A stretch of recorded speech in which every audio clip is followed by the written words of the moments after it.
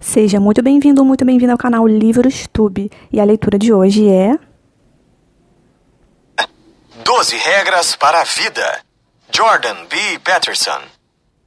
Histórias clássicas como Pinóquio, assim como muitos outros mitos populares, contos de fadas e parábolas religiosas, retratam a tarefa de encontrar sentido na vida, como um ato de equilíbrio entre ordem e caos, o familiar e o exótico, ou segurança e aventura. As pessoas continuam transmitindo e relendo textos históricos junto com obras de filósofos como Sócrates e Aristóteles, porque anseiam por valores e regras universais para dar significado às nossas vidas. Esses são os temas que o autor Jordan B. Peterson levou em consideração ao descrever 12 princípios fundamentais que levarão a uma vida ética e relativamente manejável com o uso da biologia, antropologia, psicologia, história e mitologia, bem como grandes pensadores e religiões. Cultivar a confiança ajuda a combater a opressão interpessoal e social. As hierarquias sociais parecem ser características de toda a sociedade já estudada. Além disso, essas hierarquias sociais existem entre várias espécies de vida há centenas de milhões de anos. Seja uma lagosta ou um humano, um animal é capaz de determinar seu lugar na hierarquia com base em como os outros o tratam. Se o animal tem status baixo, seu cérebro limita a quantidade de serotonina disponível no corpo, o que o torna mais reativo, mais pronto para se proteger.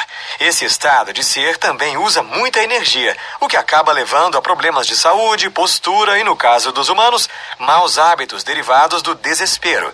Todos esses efeitos reforçam ainda mais o lugar do organismo. O oposto é verdadeiro para indivíduos de status elevado, que garante saúde, território e recursos. O caminho para os humanos humildes melhorarem seu lugar na sociedade é adotar os hábitos daqueles acima deles. Em vez de agirem submissos, devem tentar manter uma postura ereta e agir de maneira assertiva. Eles também devem entrar em contato com sua agressão inata. Essas medidas não apenas melhorarão a vida dos indivíduos, mas os protegerão do comportamento tirânico de seus pares. Se um número suficiente de membros de uma sociedade se envolverem em um comportamento assertivo, defendendo seus direitos individuais, eles podem impedir a tirania política. Em 2015, o The Guardian pediu a vários especialistas que dessem conselhos sobre como pessoas menos assertivas podem aprender a ser mais obstinadas. Jackie Marson, psicóloga e autora de Aprenda a Dizer Não Sem Se Sentir Culpado, de 2013, explica que aprender a dizer não de uma maneira positiva pode tornar as pessoas menos assustadoras. Primeiro, diz Marson, o alvo da demanda deve encontrar uma maneira de agradecer ao solicitante. Algo como, obrigado por estender a mão. Funciona. Em seguida, o alvo deve ganhar algum tempo, dizendo ao solicitante que ele ou ela vai pensar sobre o pedido por alguns dias. Finalmente, o alvo deve oferecer um favor menor em vez disso. David Rock, autor de Your Brain at Work, de 2009, ensina que as pessoas submissas devem aprender que tipo de ameaças sociais são mais sensíveis. Ao fazê-lo, eles se tornam mais preparados para combater as reações passivas. No entanto, pessoas passivas devem se permitir escolher suas batalhas. Elas não precisam enfrentar todos os ataques à sua dignidade. Depois de seguir essas diretrizes por um tempo, a assertividade deve começar a surgir com mais naturalidade. O autocuidado ajuda a moderar as duas forças opostas e potencialmente destrutivas do universo, a ordem e o caos. A ordem inclui tradição, planos que resultam de planejamento, organização social e amizade. Um excesso de ordem é tirania. O caos é traição, anarquia, doença, ignorância e perplexidade. Mas também pode ser liberdade. Muito caos ou muita ordem pode causar desespero. Para encontrar equilíbrio entre o caos e a ordem, as pessoas devem cuidar do corpo, da mente e da alma. Eles devem falar e defender-se contra a opressão. E devem criar ordem a partir do caos da vida por meio de ações saudáveis e éticas.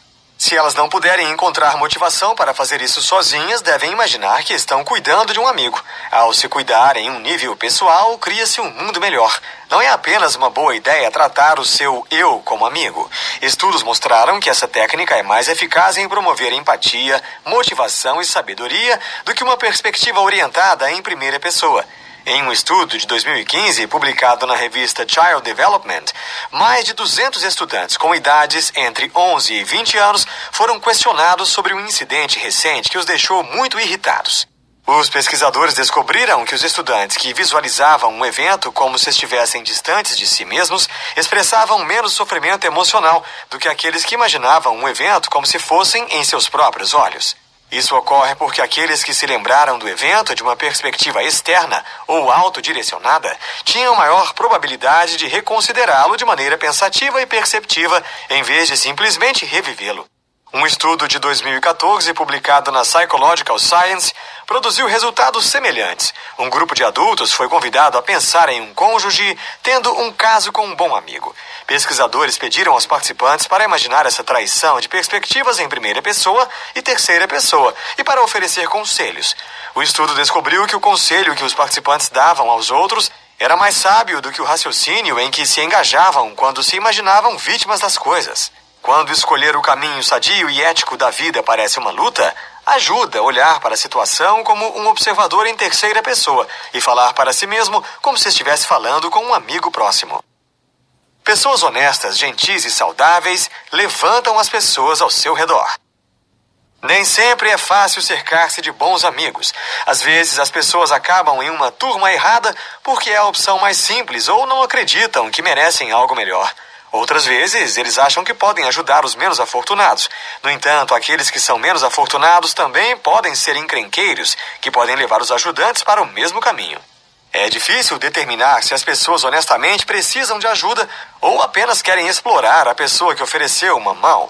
Então, é melhor que um ajudante em potencial se abstenha de se envolver.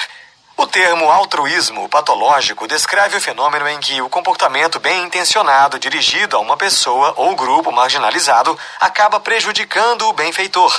Cuidar dos outros a longo prazo pode ter efeitos deletérios na saúde mental e física do cuidador, incluindo depressão, culpa, distúrbios de estresse e esgotamento. Enfermagem é um campo em particular em que o esforço empático excessivo aparece ligado a essa fadiga extrema. O comportamento de cuidar também está ligado à codependência. Em vez de agir automaticamente por empatia e envolver-se em relacionamentos de ajuda, pode ser importante primeiro considerar plenamente as possíveis consequências. Por causa da diversidade infinita da humanidade, existem muitas maneiras de encontrar satisfação na vida. É comum comparar negativamente sua própria carreira ou status com colegas.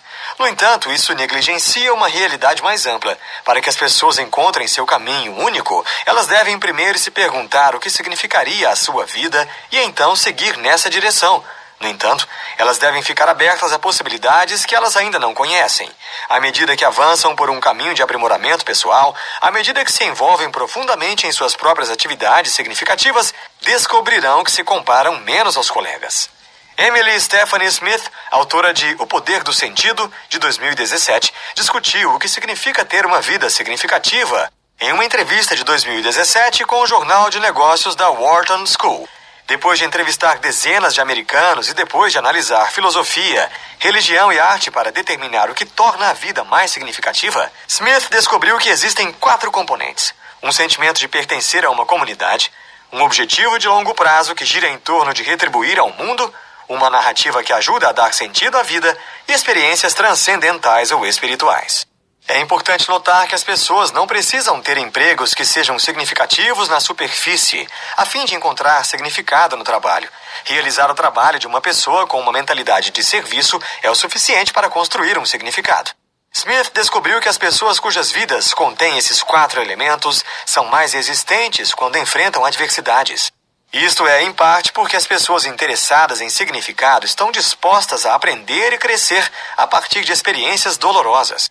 As pessoas que estão focadas meramente em alcançar a felicidade, pelo contrário, são mais propensas a evitar quaisquer sentimentos negativos. Em última análise, as pessoas que buscam significado são mais felizes do que as que buscam a felicidade. Os que buscam significado acabam tendo vidas mais profundas e mais conectadas, enquanto os que buscam a felicidade tendem a se sentir solitários e insatisfeitos. Embora a vida dirigida pelo sentido possa não ser fácil, pode-se ter certeza de que vale a pena. É necessário que os pais controlem o mal que seus filhos exibem, a fim de garantir que eles possam mais tarde funcionar e prosperar na sociedade. Há um equívoco comum de que as crianças são totalmente inocentes e que a sociedade as corrompe. No entanto, a sociedade não é nada senão uma coleção de indivíduos que são bons e maus. mesmo quando crianças. A aplicação de regras ajuda as crianças a aprenderem o modo adequado de se comportarem. No entanto, o número de regras deve ser reduzido ao mínimo e a menor quantidade de força necessária deve ser usada. Uma revisão de literatura de 2004 sobre a disciplina infantil publicada em Pediatria e Saúde da Criança acrescenta detalhes a estes parâmetros básicos para incutir o comportamento correto em crianças. Os tempos limite, os castigos, por exemplo, devem ser introduzidos até o momento em que a criança completar 2 anos de idade e devem durar 1 minuto por ano da idade da criança. O ambiente de tempo limite deve ser livre de atividades agradáveis, como a TV. Os pais não devem usar o período de tempo limite para discutir ou ensinar. Em vez disso, o pai deve reiterar brevemente o motivo da punição. Você está indo para o castigo porque você mordeu sua irmã. Depois disso, a criança deve ser deixada sozinha até o tempo acabar. Quando o tempo acabar, os pais não devem continuar a interferir no mau comportamento. Eles devem introduzir uma nova atividade e seguir em frente. Os pais também podem optar por disciplinar crianças com idade acima de 4 anos por meio de discussões destinadas a evitar o mau comportamento. Antes que o mau comportamento aconteça, ou bem depois de ter ocorrido, os pais podem discutir o comportamento correto com a criança. Reforçar a conduta apropriada em diferentes ambientes emocionais ajuda a consolidar a lição. Embora possa ser difícil às vezes, seguir essas técnicas disciplinares dará às crianças uma vantagem na negociação do mundo real. É melhor se concentrar em purificar a vida interior e depois espalhar o bem para o mundo a partir disso. Os seres humanos criaram sociedades que permitem segurança e conforto para muitos. A menos que os indivíduos tenham ordenado perfeitamente a própria vida, a menos que tenham alcançado seus objetivos e vivam em paz e harmonia com os que os rodeiam, não estão em posição de defender a destruição ou a reorganização de estruturas maiores como o Estado ou suas instituições. Alguns ativistas políticos progressistas acharam essa ideia pertinente à sua própria comunidade. O escritor e organizador comunitário Hassan Ahmad destacou a hipocrisia dos organizadores que agem de uma maneira exclusiva que está em desacordo com a generosidade de espírito que pretendem criar no mundo. Como exemplo, Ahmad aponta para a chamada cultura de convocação de muitos círculos progressistas e radicais, na qual os membros destacam a humilhação e a possível exclusão de outros membros que inadvertidamente se envolveram em comportamento ou linguagem que é racista, sexista ou maldosa. Uma ação se torna razão suficiente para a excomunhão do grupo. Ahmad escreve que as políticas de call-out refletem o que o complexo industrial da prisão nos ensina sobre crime e punição: banir e descartar indivíduos, em vez de se envolver com eles como pessoas com histórias complicadas. O que é ainda pior, escreve Ahmad, é quando as pessoas que são peritas em usar linguagem anti-opressiva empregam-na para cobrir suas próprias ações opressivas. Talvez alguns desses ativistas fizessem bem em resolver os conflitos entre suas crenças e suas ações, antes de impor sua vontade ao mundo. Trabalhar para o bem não apenas melhora o mundo, mas leva a uma vida significativa para o indivíduo. A fim de combater o mal, também entendido como a capacidade dos seres humanos de infligir sofrimento, as pessoas devem sacrificar suas vidas à bondade. Alguns diriam a Deus. Na mente ocidental moderna, no entanto, Deus, ou especificamente o cristianismo, é obsoleto. No século XX, o niilismo e as ideologias totalizantes, como o fascismo e o comunismo, surgiram para tomar o seu lugar. Esses sistemas de ideias, que podem possuir populações inteiras, criaram um sofrimento inimaginável. Isso significa que, às vezes, uma ideia deve ser sacrificada para combater o mal e criar o bem. As pessoas muitas vezes erroneamente acreditam que procurar impor a ideologia é a mesma coisa que visar o bem maior. No entanto, as ideologias tendem a distorcer a realidade e desestimular o pensamento individual, o que pode interferir na capacidade de lidar com o sofrimento. Em seu livro O Verdadeiro Crente, de 1951, o autor Eric Hoffer descreve várias características comuns aos adeptos das ideologias. O Verdadeiro Crente ganhou popularidade renovada após os ataques de 11 de setembro, bem como durante os protestos do Tea Party e do Occupy Wall Street. Hoffer explica que os movimentos de massa que aderem às ideologias sempre têm um diabo que estão dispostos a eliminar. Os ideólogos tendem a ficar insatisfeitos consigo mesmos e prontos para imitar alguém que admiram. Ideologias devem ter líderes, indivíduos fortes nos quais os insatisfeitos pessoalmente possam encontrar satisfação. Proselitismo e coerção também são traços de ideólogos. Muitas vezes há intensa desconfiança nos movimentos ideológicos que levam à conformidade em massa. Para encontrar a verdadeira satisfação, o indivíduo deve cultivar o pensamento original e buscar a verdade e a bondade por meio da experiência pessoal. Viver uma mentira cria dissonância interna, o que torna as pessoas infelizes.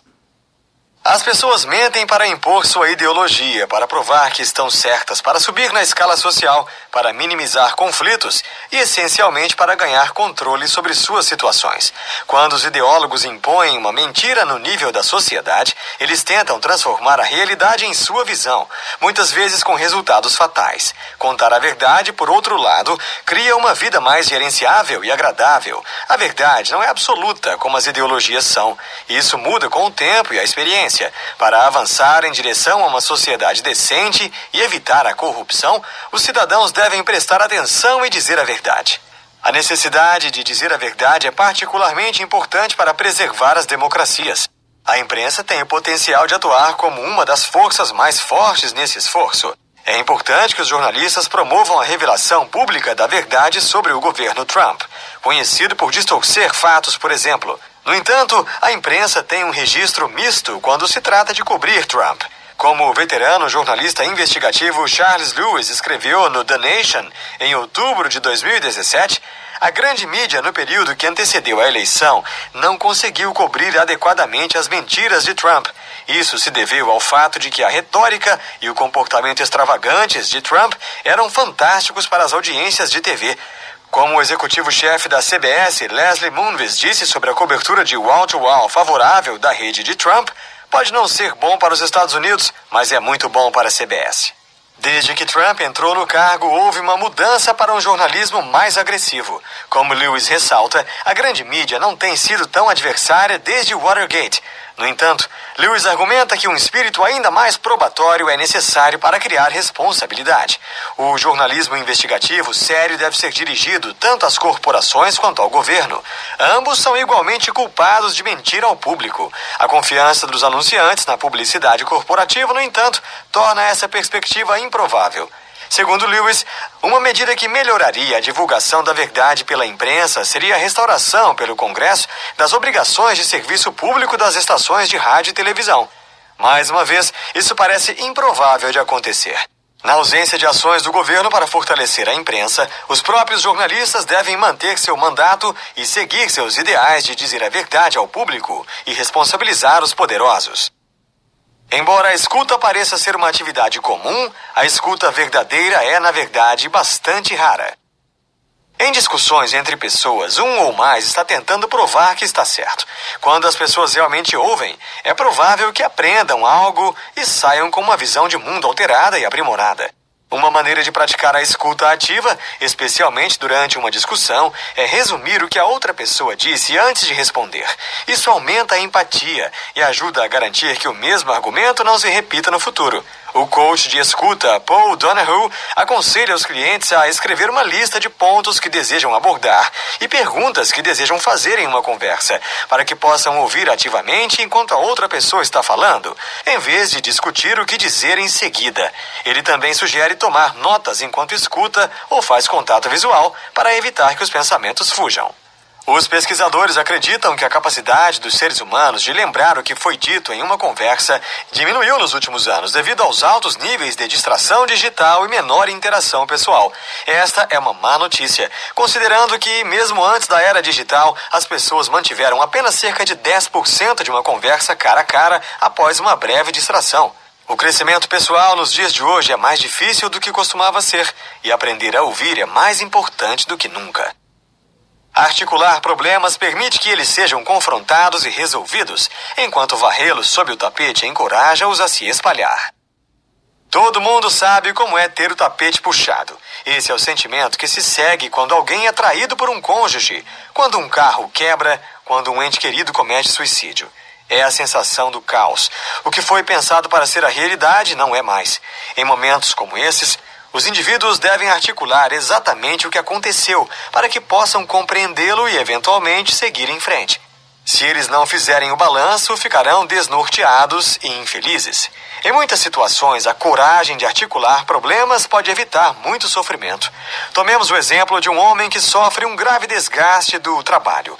Quando ele começou seu trabalho em um escritório de advocacia, trabalhava longas horas e não dormia muito, mas a excitação do novo emprego o manteve em movimento. Depois de um ano, começou a sentir sintomas físicos como dores de estômago e ansiedade leve. A falta de tempo em sua vida para o exercício e para estar com a família começou a cobrar seu preço. Ele ganhou uma quantidade significativa de peso e notou o seu humor diminuir. Depois de 2 anos, a ansiedade se transformou em depressão e começou a interferir em suas longas horas de trabalho. Mas ele avançou, trabalhando de cama alguns dias se necessário. Finalmente, uma tarde, no 3º ano, ele teve um ataque de pânico no trabalho. Ele não dormiu na noite anterior porque estava trabalhando sob muito estresse. De repente, ele começou a hiperventilar e tremer e sentiu que ia vomitar. Ele temia que morresse. Ele foi levado para a sala de emergência, onde o médico lhe disse que estava esgotado, ansioso e deprimido e que precisava descobrir uma maneira de negociar um horário de trabalho mais leve ou mudar de emprego. Se este homem tivesse abordado suas enfermidades físicas e mentais à medida que surgissem, em vez de ignorá-las e superar a dor, ele poderia ter conseguido remediar os problemas mais cedo, em vez de permitir que eles se acumulassem em uma crise total. Diferenças de gênero são biológicas, não socialmente construídas, e tentar aniquilá-las é ruim para a sociedade. Muitas disciplinas acadêmicas nas universidades norte-americanas hoje ensinam que a cultura ocidental oprime as mulheres e as pessoas de cor. Como resultado, meninos e homens brancos sofrem muito opróbrio social. Essa narrativa de opressão é equivocada. As diferenças biológicas entre homens e mulheres justificam discrepâncias no tratamento dos 2 sexos ao longo da história. Também não é razoável para sociedades ocidentais impor medidas antidiscriminatórias para combater o suposto tratamento desigual de pessoas de cor e pessoas com deficiência. Medidas de pagamento igual e similares não fazem sentido, porque a identidade do grupo pode ser subdividida até o nível individual, o que significa que todas as pessoas podem reivindicar o direito de tratamento preferencial devido a algum grau de deficiência ou discriminação. Em agosto de 2017, o debate sobre a ação afirmativa surgiu novamente nos Estados Unidos, depois que foi revelado que o Departamento de Justiça estava considerando processar universidades com políticas de admissão conscientes da raça.